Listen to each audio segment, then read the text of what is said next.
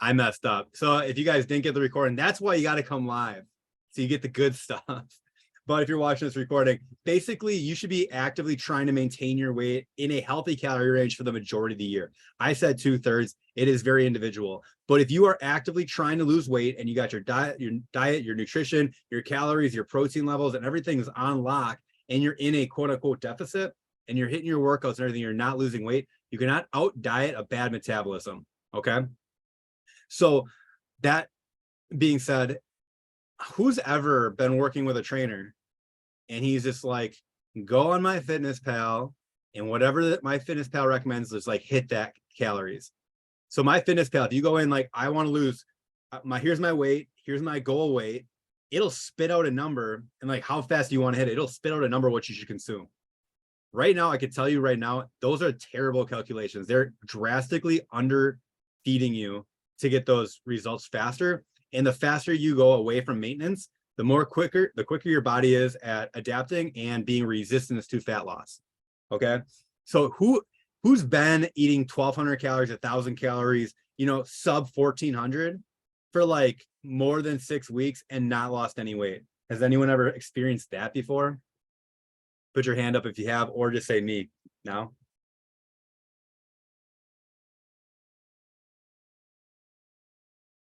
Exactly. So if that's the case, you need to go back to maintenance. Hard truth, hard conversation to have. You need to go spend enough time at maintenance to set your body up to be able to lose fat. Okay.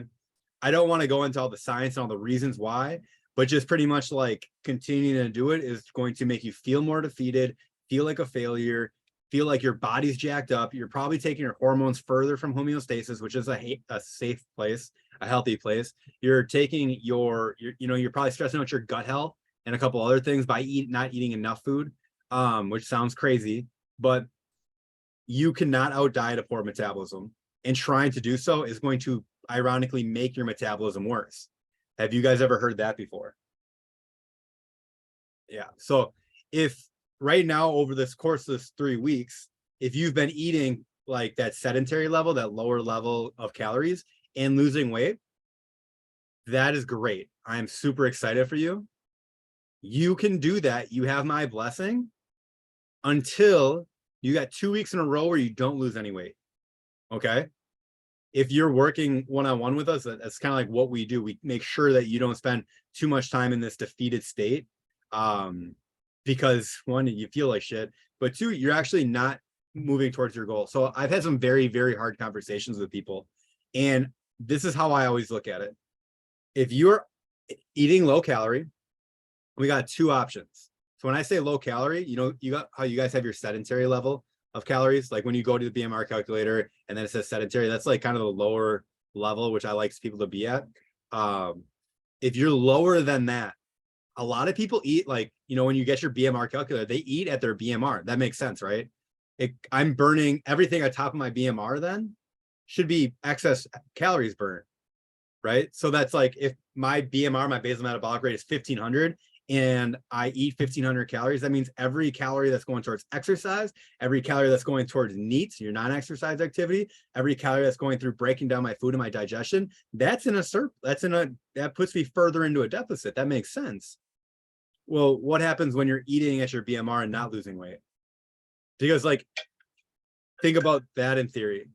How unhealthy is it to not even eat enough calories to give your body like the baseline energy that it needs to survive? That's what your BMR kind of is to me. Okay. So what I always say, you got two options. You could keep doing what you've been doing. What I think is going to happen is that you're going to feel worse. Your energy is going to plummet. Your libido is going to go down. Your mood is probably going to get worse. And the likelihood of you quitting on yourself goes up extremely high if you're eating low calorie and you're not losing weight. So we could either do this. We could do it for the next 2, 3, 4 weeks. We can see how your body responds. I don't think your body's going to respond positively and like fat loss is going to happen. And then 4 weeks from now, we're going to have to do a reverse diet. We're going to have to systematically add calories to get your body back to a healthy spot, to fuel your metabolism, fuel your body, get your body able to recover. Or we could do that today. and we could start reversing up today to get you there earlier, so that we don't waste the next 4 months digging the hole deeper that we got to climb out of anyway, and then go back up to maintenance anyway. So it's a very hard conversation to have, but I also am a coach, and like when I'm coaching somebody, like, you're the player, you're the person on the field, you're the one actually calling the shots, because I'm not in your body, I'm not in your head.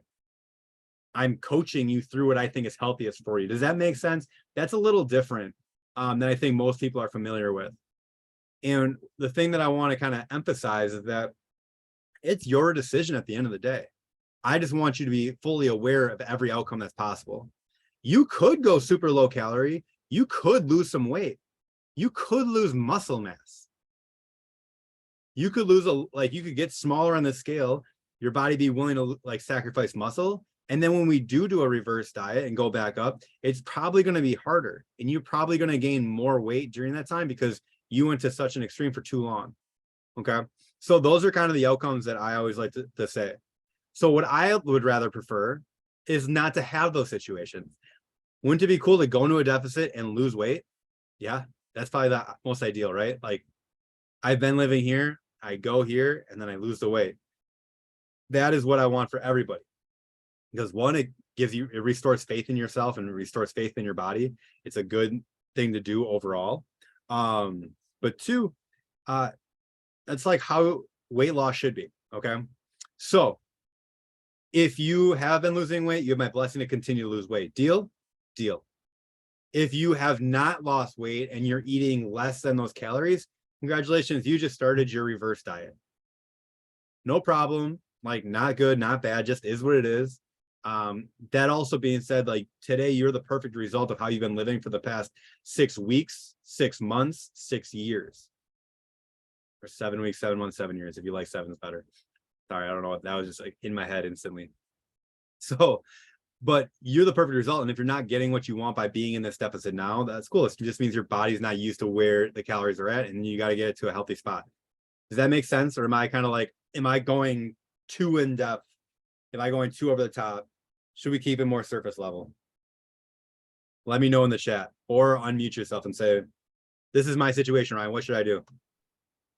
So if I'm not eating the calorie level at the sedentary, for me, the BMR for sedentary is like 1600 or something. I'm eating it at the next level 1 to 3 times of exercise a week, because I typically work out 3 to 4 times a week. Mhm. And I'm doing 1800, and right now I'm maintaining. So you're at 1800 Mm-hmm. and you're maintaining weight. Right. What is the sedentary level? 16. So you could go down to 16 for like 3 weeks and see how your body responds. Okay. If you lose weight, then you know that's a deficit. And then I would do that until you lose weight, until like maybe 2 weeks in a row of it maintaining. And then I would start your reverse diet. Does that make sense? Okay. Okay. So 1600 calories for a few weeks, lose weight. When I maintain that weight for a little bit instead of losing more, then I start my reverse diet by increasing calories again. Yes. So Okay.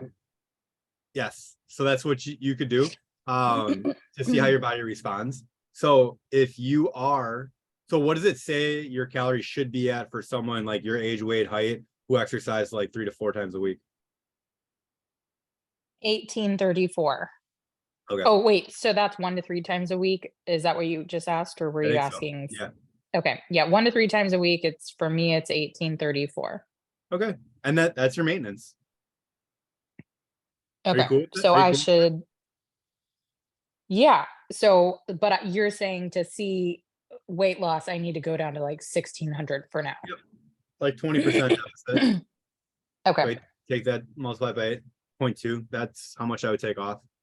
Okay. If we were working one-on-one, that's how I do it. I start with 0.2, 20%. And that would be across the board, like protein 20% off of that, No, the you take carbs, it from fat. carbs. You take it from carbs. Okay. So take it from the calories and the carbs. Yeah, you want to keep the protein where it's at, and then take it from carbs and fats. But I don't want you to ever drop your fats below like 60 grams, probably, for you, Megan. Okay, so 60, and then I take 20% of 165 carbs and 20% of 1800 calories. Yes. Okay. So a very normal macro profile Mhm. for a deficit would be setting your fats at 30% of your total calories. So set your calories at 1600 or whatever they are. And then Okay. 30% of that is your fat. And then you set your protein goal for what you have been eating. So you're like what your protein goal is. What is it, like 130, 140? I can't remember. 150. Yeah, 150. So you set it for 150. You set the or the fat goal for 30%, and then the rest is your carbs. Okay. Does that make All sense? right. Yeah. Makes sense, Jordan. Makes sense. Cool.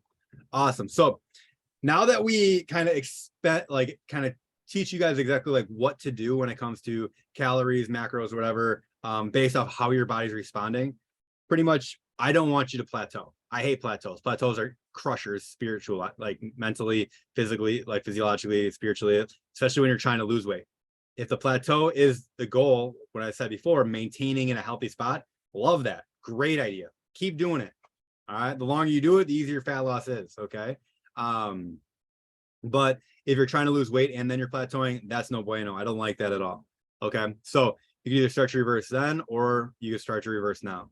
So now we know how to kind of adapt from there, which is a huge thing. And your body is always adapting. So you need to be in tune with how to make those changes before you get to the plateau, which is always a struggle. That's why we track biofeedback, your mood, your digestion, your libido, your energy levels, your craving levels, and your hunger levels. So when those things start trending downward overall across the board, that's when we're like, all right, your body's not responding. Your energy and mood are crashing. Your body's trying to figure it out right now. I don't like it. We go back up to maintenance. You go back up to maintenance for 2-3 days. You go back up to maintenance for 2-3 weeks. It's depending on what you need, but the science is no less than 48 hours back to maintenance before you go back into a deficit. Me personally, I like having like goals set up. So like your vacation day. So your vacation day is the last day of your deficit. So then you go enjoy your vacation. That's technically your off season, your diet break. You're not tracking, you're not focusing on it. You're living your best life. And then you go into that's your post season. Then you have your off season, which fixes all the shit that sucked during your diet. And then you do your pre-season, which is bringing awareness back to your life. And then you go back into your in season, which is your active pursuit of your goals, which is your fat loss goals or muscle building goals. So that's what we call the seasonal approach. Who here is familiar with the seasonal approach to fat loss?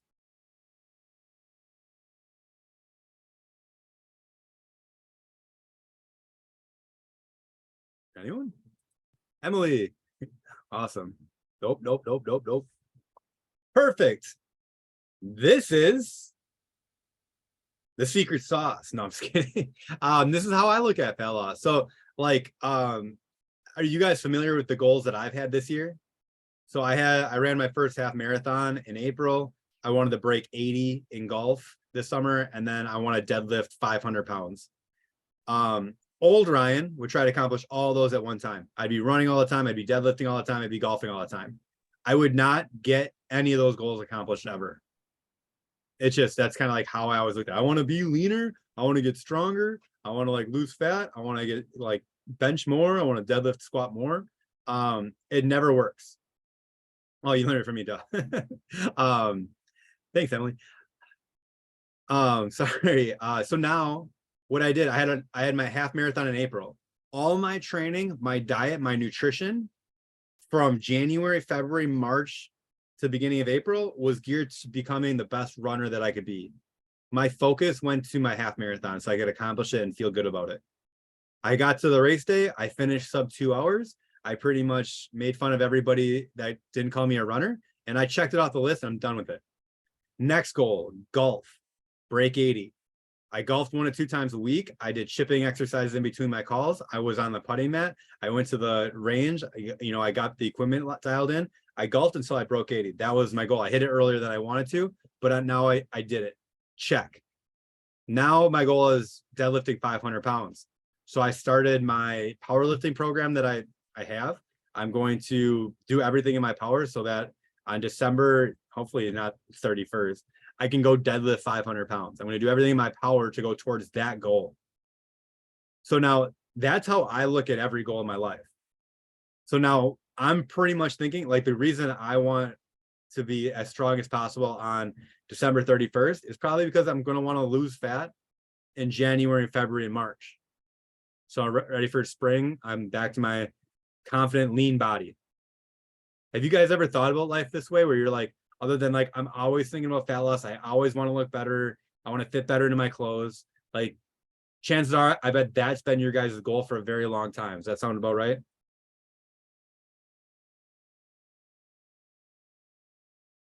That's kind of a hard one to answer. Yes. Thank you. I also like don't want you guys to call yourself out and feel like, oh, that's me. Shit. I don't like that. So you guys should only be actively pursuing fat loss as a goal for a short period of time. All right. I like 8 to 14 weeks. I don't like thinking about fat loss for longer than 14 weeks. Does anybody know why that is? If you want to unmute yourself and let me know some reasons why being in a deficit for longer than 14 weeks isn't ideal. Or if you guys don't know, that's cool too. That makes sense. Nope. Okay. So one, your body's going to adapt. We talked about your body being an amazing machine. It's going to figure out you're eating low calorie. It's going to get more efficient. It's going to start sacrificing muscle as well as fat for you to continue to lose weight on the scale. It's going to sacrifice your energy levels. Being in a deficit is hard on you mentally, physically, physiologically. It's hard on your hormone profile. It's hard on your gut health. Okay. That's what an active deficit is like. Okay. So if you guys have lost weight and you feel more energy than you have in the past, that means that you might be coming from a pretty crummy spot metabolically, just to be honest. Okay, which is a good thing. You're progressing, you're moving forward, you're looking at things a little bit different, which is always exciting. So if you go longer than 14 weeks, fat loss typically stalls. You also feel defeated.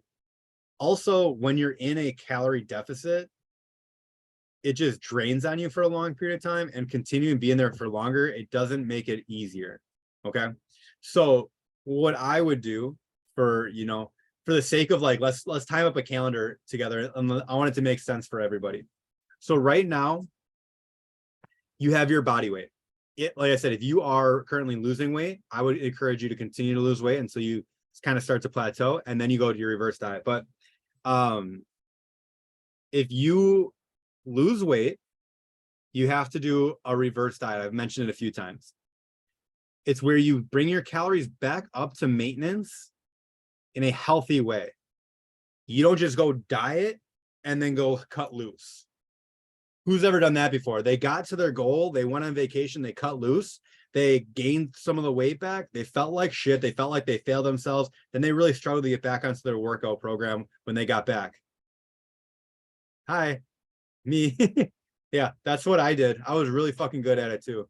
The worst part is when you get to your trip and you didn't get the body that you want, even though the number on the scale is the right thing. Has anyone ever been there?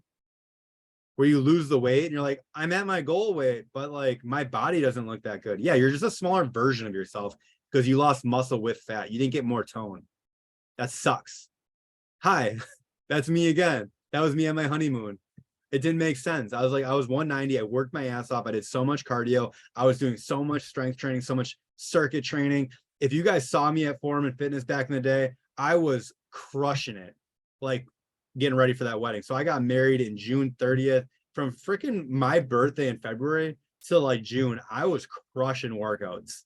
And then I showed up. There's pictures of me in my honeymoon. I'm like, that sucks.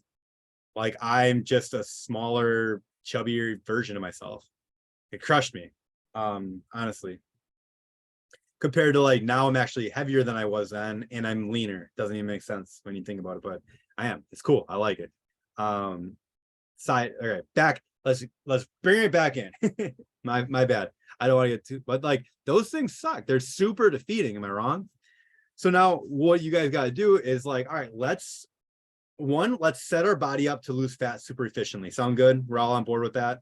Let's eat at maintenance with a goal of being at maintenance, and that maintenance level of calories supports us metabolically. It supports our hormone function, the food quality supporting our gut health. We are priming to be able to lose weight. Then we go into a deficit for 14, or sorry, from 8 to 14 weeks. We lose anywhere from 14 to 30 pounds. 1 to 2 pounds per week in a deficit is healthy. That's when we can kind of make a best guess that we are losing more fat than muscle, which is always a good thing. And then we come out of that hitting our goals. Okay. If you have more than 30 pounds to lose, you just go lose 30. You live at maintenance long enough to let your body come back, your energy levels come back, your mood comes back. Typically it comes back quicker because your body's more, used to it, and you didn't go to such an extreme to lose the weight in the first place. So it comes back a little bit quicker.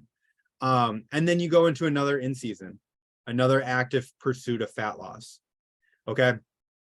So you need to go through all seasons of fat loss. In season, active pursuit, that's a calorie deficit. That's a geared time towards fat loss. You have your postseason. That's when you take a break. You're not tracking. You're not thinking about anything fat loss related. You're just taking a break. You don't want to hang out there forever, because that's typically when you're not bringing any awareness and you're kind of just going with the flow. You're not going to repair and recover. And then you go into an off season. Off season, you fix the shit that sucked during your in season. So if your in season fat loss phase, you had to go down to 14, 13, 1200 calories to lose weight, and that sucked and it wasn't enough food and you felt terrible. Well, cool. Off season for you could be building muscle. It could be getting stronger. It could be pushing your calories up a little bit so that your body's used to eating more calories without gaining fat. Okay. So that when you go into a deficit, you only have to go to like 1800, 1700, a place where you can easily live. Or, I have some people in a deficit at 2000 calories. How nice would it be to be able to eat 2000 calories and lose weight? Anyone with me there? Like, yeah, that's not bad. Yeah, win, right? Good stuff. So that's kind of what you want to do off season. You want to fix the stuff that sucked. If, say, your digestion sucked, or like you started getting constipated during your deficit, or you started like other way, you start having diarrhea all the time when you cut calories. Cool. That could be something with your gut health. Let's go fix your gut health. Let's have a period of time off season to fix your gut health. Let's, maybe your sleep was shit. Well, maybe, you have to have a better sleep routine going into it. So your off season, you focus on sleep recovery. Okay. And then once you go through your off season, it's just enough time for your body to recover. You can track during off season. You don't have to track during off season. If you do track, if you're doing a reverse diet, I always recommend tracking so you're not just guessing. But you have a different goal for off season than you do in season.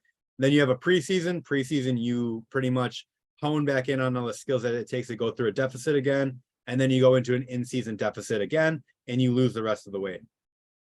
Okay. In a perfect world, if you're looking to lose north of 30 pounds, you might go through 2 deficits. If you're looking to lose 50 to 60 pounds, you might have to go through 3 or 4 deficits. If you're looking to lose 100 pounds, I would prefer you look at that as a 2-year goal rather than a 1-year goal. And not saying you can't do it, but if you want to lose it and keep it off forever, I would prefer to go a little bit slower route, just for the sake of that we're losing fat, we're not just crushing muscle and setting up your metabolism to be in a worse spot later. Does that make sense? Are you guys still with me there? Have you guys ever heard that? Yep, always. Oh, shoot. No. Okay. Anyone on the Facebook? I don't think we have anybody on the Facebook. Oh, yeah, Angela's there. Awesome. If you guys haven't thought about that, that's the way that you start to look at it. So now, how do you time that up with your life? Anyone want to take a guess on this one?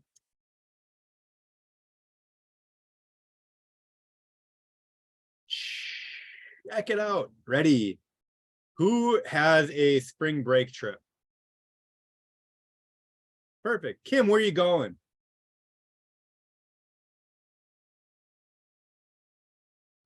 I'm going to Cabo for the first time ever. Oh, hell yeah. Gonna drink tequila. Maybe a little. I like good tequila. I do. You too? Yeah. Cool, cool. When are you going to Cabo? Like March, mid-March. Perfect. And in a perfect world, how much weight would you lose before you went to Cabo? 20. Okay, perfect. So how would you normally go about losing 20 pounds before March? Just be honest. Just You mean like what I've done in the past, yeah, or yeah. Because I bet what Uh, you've done in the past is more normal than you think. well, I've done HCG a couple times, so I would probably be doing that in January. In January? Yeah. Perfect. So I'm not going to tell you to do HCG again. Okay. Well, I- I'm not going to do it Okay, ever cool. again. So Yeah, it's very low. If you guys don't know, it's just a very low calorie food plan kind of thing. But like extremes, like 800 calorie days, right? right. Yeah. So just to be clear, when you're eating 800 calories a day, that's not a lot to function. So if you are getting out of bed for a chance, it's going to be like a hard time.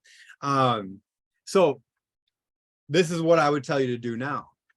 If you want to lose 20 pounds by March, so January, 4 weeks, 4 weeks what do you know the date that you're leaving? I think it's the 20th. Okay, perfect. So like you got 4 weeks in January, you got 4 weeks in February, you got 3 weeks in March, pretty much roughly. Just rounding here. So we got 8 plus 3 at 11 weeks. So if you want to lose 20 pounds in 11 weeks, I would actually spend right now through January 1st doing your reverse diet. So adding calories, like 50 to 100 calories per week through the holidays. Find out what the top end calories that you can during this time. Also, you're trying to get stronger. You're working out in the gym 2 to 3 times a week. You're getting general steps in to be active. Okay. You're eating a protein goal. You're looking at your food quality. What foods really serve you more? What foods make you feel good? What foods make you not feel as good? What foods affect your sleep?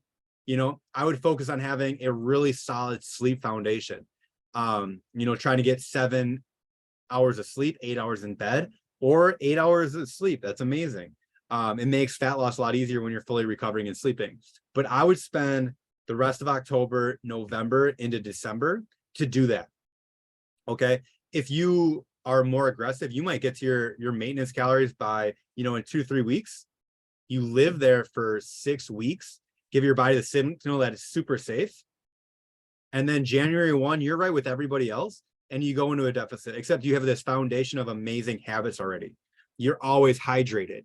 You work out 2 to 3 times a week. You do the strength training regularly. You get your steps in. You hit a protein goal, like all these things that we're working on right now, you're already doing them. So when you go into your diet, and then you know what you do, Kim? So say your maintenance calories you find are 2,000 calories, you cut 20%. So now you're eating at 1750, like 1700-ish to 1800 calories roughly. And then you lose like 1 to 2 pounds a week. If you want to be more aggressive, instead of going lower, you just change your step goal from 10,000 steps to 12,000 steps. You make changes like that. You don't go balls to the wall, forget everything you just said. You don't join a boot camp in Orange Theory, and you don't go try to burn the calories off that way. Okay. Don't do that, because you might lose 10 pounds, honestly, but you're probably going to plateau quicker. You're probably going to feel like crap because you're already eating less, and moving more isn't going to do it. It's not going to make you feel good. Your body adapts super quick. And then you show up to your trip, somewhere between 11 to 20 pounds down, but for sure less bloated, less fatigued, ready to go vacation. You go enjoy the vacation, and you come back and you don't gain the weight back. It's crazy. I've lost, so ever since I first had my first coach, I lose weight on every trip that I ever go on. It's crazy. I never thought that'd be the case. And That is crazy. if you guys see my stories, when I go on vacations, like I wasn't on a vacation, I was like on a work trip. Yeah, I walked to Publix, I got a pint of Ben and Jerry's and a cookie from the bakery, and I split it with my parents. It was awesome. I always enjoy dessert when I'm not in Wisconsin. always, like, it's my thing. So those are, what I would recommend. So that's also like in a perfect world. I don't know where your hormones are at. I don't know where your gut health is at. I don't know if you have to maybe take some other steps between now and January to get your body in that place to recover. There's a lot of question marks, but you have 2.5 months to go figure that out. That's a lot of time, right? Especially if you spent the last 3 weeks proving to yourself that you're worth it, making this mindset shift, doing that best version of yourself. So that kind of keeps you motivated during that time. But that's what I would recommend if that's your goal for spring break. So, and then what you do, if you got to your goal, amazing. If you didn't get to your goal and you want more to lose, cool. Your post season is your vacation trip. Your off season is then going back up to maintenance and living there in that healthy way. Let your hormones recover, let all your biofeedback, the energy, the digestion, the cravings, the hunger, get all into a good spot, your libido back to a good spot. And then they might bounce back like a week after a vacation, 2 weeks, 3 weeks, 4 weeks, 5 weeks. I don't know. Maybe we just dedicate April to maintenance again. And then May, sorry, I'm not good with months. Then May to June 1st, from the beginning of May to Memorial Day, maybe, I don't know. You go into another 4-week cut, lose 4 to 8 pounds. And then, I don't know, maybe you have something planned in January. Maybe then by this time, middle of the year 2024, you're 24, 25 pounds lighter than you are today, and you're happy there. Cool. Let's live there through June, July, August, and then maybe, enjoy summer more than you've ever had before, more confident. And then, hey, I want to lose some more weight. Awesome. September's like back to schedules, back to normalcy. Maybe then you like go into another 8-week cut, a 10-week cut, or whatever. But then I also want you guys to also envision maybe like 2024 is the last year that you ever lose fat. Has anyone ever thought about that before? When we did that best version of yourself conversation, were you thinking that your mindset is the best version of yourself? Were you thinking, I want to lose more fat? Or were you like, I'm there in the best version conversation? Chances are in the best version, you don't have fat loss as a goal. You already have the body, the physique that you want, right? Maybe you get ooh, maybe I can get more tone. Maybe I get more rep. Maybe I get stronger, whatever. Goals can always change and that image can always change. It's dynamic. But what if? And I'm not even being like hypothetical, like super possibility here. What if you dedicate 2024 to getting to your goal weight? And then the second half of 2024, maintaining with your new lifestyle. So you know how to lose it, you know how to like maintain. And then if there's something else that you want, you can learn how to do that. And then, so I'm 34. I have everything figured out by 35. Now I have the next 45 years to get better at golf and make sure I keep the results that I got. Like that's my goals. Has anyone ever thought of that? Like where you don't have weight loss goals in your life? No? That's just like blasphemy. I've been thinking about this shit for a decade. I'm going to keep thinking about it. No, like I want you guys to actually envision that. Like that's so possible.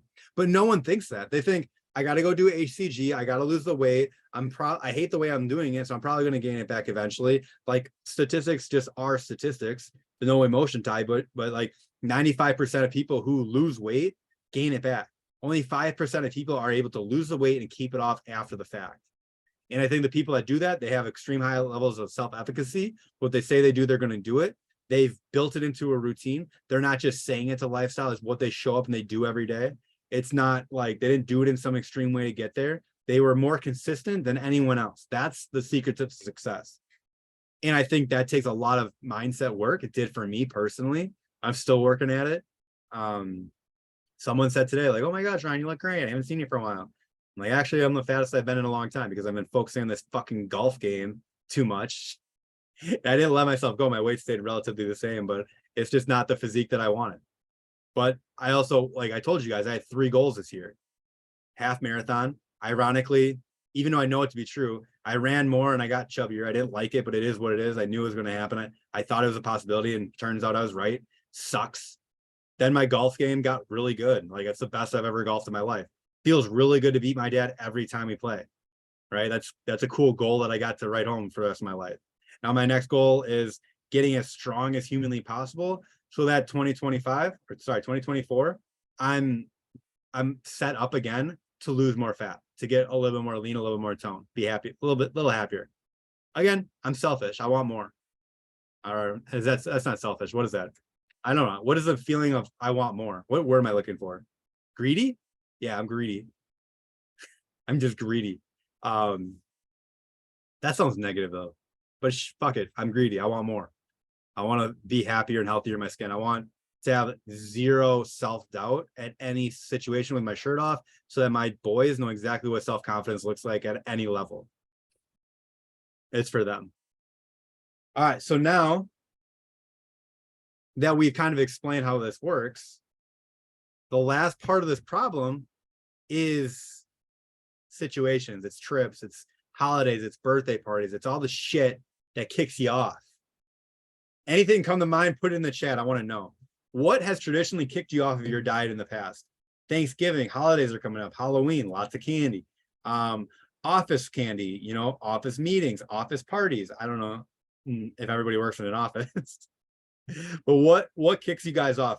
And I want to talk about that, because if you don't fix this, I can't guarantee that you're gonna, like, no matter how much self-efficacy you have and all these things, you're gonna make it harder if you don't figure this out. Holidays and vacations. Awesome. Vacations, Christmas, sweets at work. Awesome. And then I'm going to tell you guys some of my tricks and then what I do. So I actually have a training on YouTube. It's my guy, Jared Hamilton, super smart guy. He's all about dieting from the inside out. It's the name of his podcast, Dieting from the Inside Out. He's got a lot of really good content around this, but I stole it from him and he said it's okay. So this is the strategies that I have. So let's talk about holidays since they're coming up. First rule that we need to understand, and I want you guys to repeat this wherever you are. You don't have to unmute yourself. I state your name, understand that progress is not made in a day, and progress is not lost in a day or a candy bar or a meal or a weekend, okay? Or a vacation. So what I mean by that is, yes, if you weigh yourself on how, like, October 31st in the morning, and then you weigh yourself, you know, November 2nd in the morning, the number probably went up because you had more carbs. You had more carbs, more sugar, more things. More sugar, maybe you're a little inflamed. Maybe you're retaining more water. You didn't gain 2 to 3 pounds of fat, so get off, like, don't even think that didn't happen. To gain a pound of fat, you have to eat 3,600 calories, or 36,000.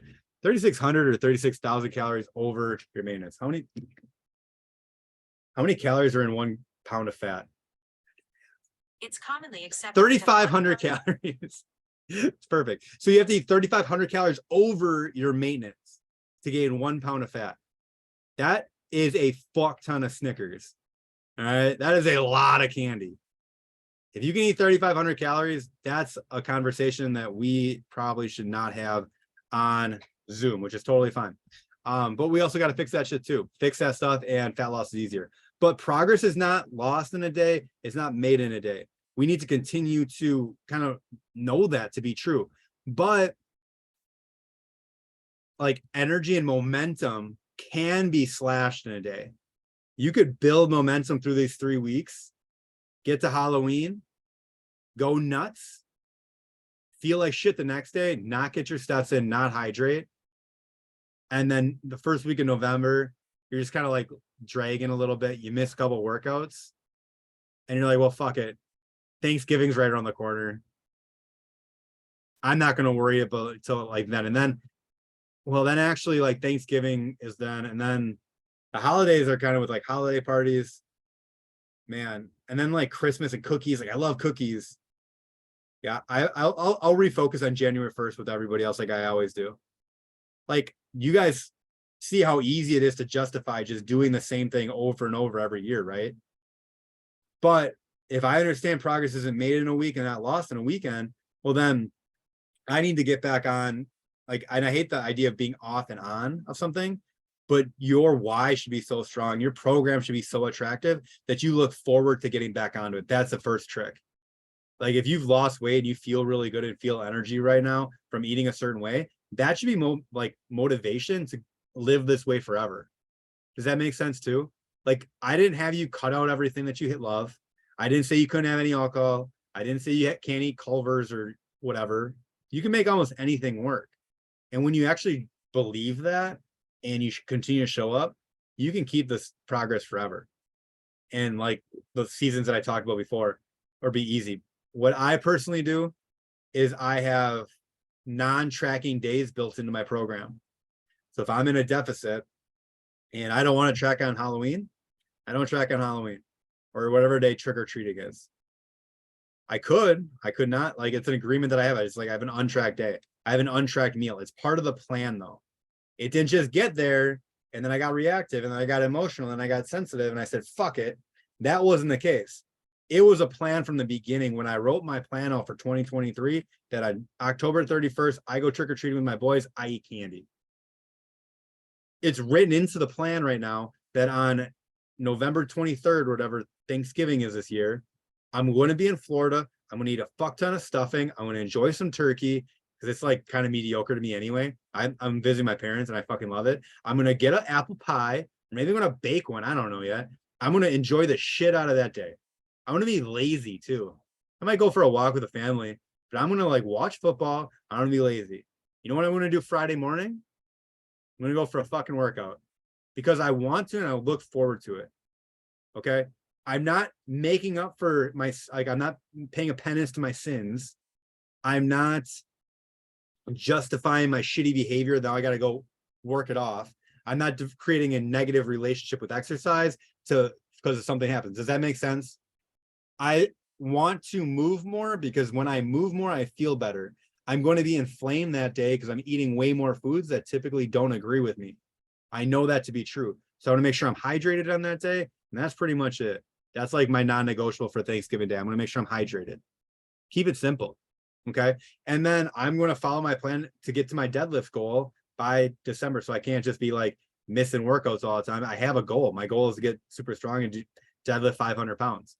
And then during the holidays, I have a on and off switch mentality.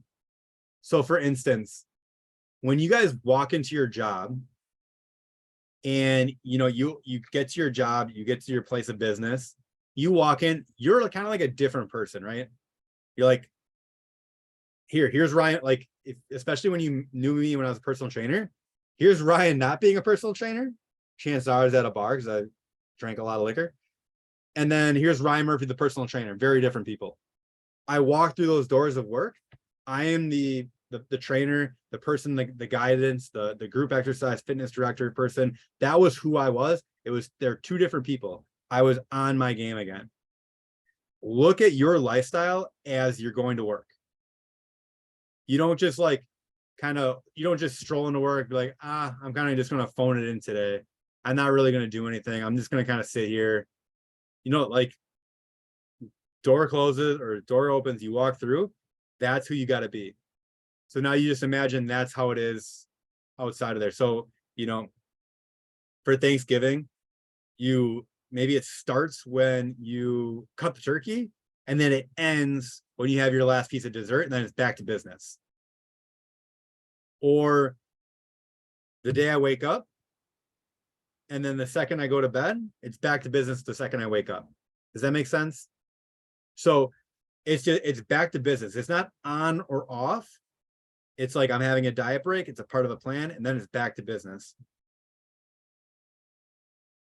So probably spend the whole weekend with my family, going to dinner multiple nights a week. Yeah. It is just hard that way if you're going out all the time to have control. Sorry, McKenna. That's okay. It doesn't happen every week. It's just there's some weeks that get stacked up and it's like, oh shoot, that's hard to stay on track with that. So then this is what I do. If that is the case, you just make the best decision you can more often. So Sure. for me, if I never go out and when I go out, I'm gonna have exactly what I want. If it's like a once a week, once a month kind of situation, I could go order the biggest, fattest burrito ever, right? I could Yeah. go order a crazy dinner that's gonna be 2,000-3,000 calories if I wanted to. But if it's two Sure. nights, I'm gonna make the better decision both those nights. If I like say when I'm moving, so like when I move and we don't have like we didn't go grocery shopping, we don't have our stuff unpacked for that week. If we're eating out every week, I'm going to Mhm. order salads out from restaurants. Like I'm going to get as many vegetables in as possible. I might even go to Costco and just get a bag of like a bunch of steamable stuff and just eat right out of the plastic bag. Because I mean, because like that's what I got to control what I can. I got to get resourceful. I'd probably go to Sure. Costco, probably buy a rotisserie chicken and then those steamable bags. I guess that's what I would do to make sure I'm Sure. getting my vegetables in because like that's also what's going to serve me. It's going to give me energy to go do the work. I'd Right. probably get those like microwavable Uncle Ben rice bags too, and just eat Yeah. that. That's if I don't have dishes. So, like make these plans so that you can kind of get on. Yeah, if you're eating out all the time, like so when I travel, I eat out every meal. So it's very easy for me to eat out. Like, all right, I'm not getting a lot of vegetables. I'm gonna eat vegetables. I also pack my level 1 bar, so I'm getting protein. I'm snacking on beef sticks throughout the day, not corn chips, right? Right. I'm going to a Mexican restaurant. If I'm on vacation, I'm enjoying the chips and salsa. If I'm going to Mhm. Tello's on a Thursday night, I don't need it. Does Sure. that make sense? Yep. Totally. It's where you're at it and your schedule and your day and your calendar. That's how I make decisions all the time, and that's the thing that I honestly love. So Yeah. but the what I'm trying to say over everything is that you guys need to make a strategy, and then you need to win a holiday. You need to win a birthday. You need to win a girls' weekend. Where you keep on your progress, or you have a plan and you stick to your plan, and then you're right back to business the second you get home. And then you're gonna realize, like, well, shit, there's nothing really that kicks you up anymore, unless you're surrounding yourself with people who love, getting drunk all the time. That makes it challenging. Just because that's also how I lived for like a long time. So now, like, I can make 1 to 2 drinks work every week. Unfortunately, I cannot make 10 drinks work a week for me. It's a mental thing for me. So with that being said, the floor is yours. I'm going to stop recording so people don't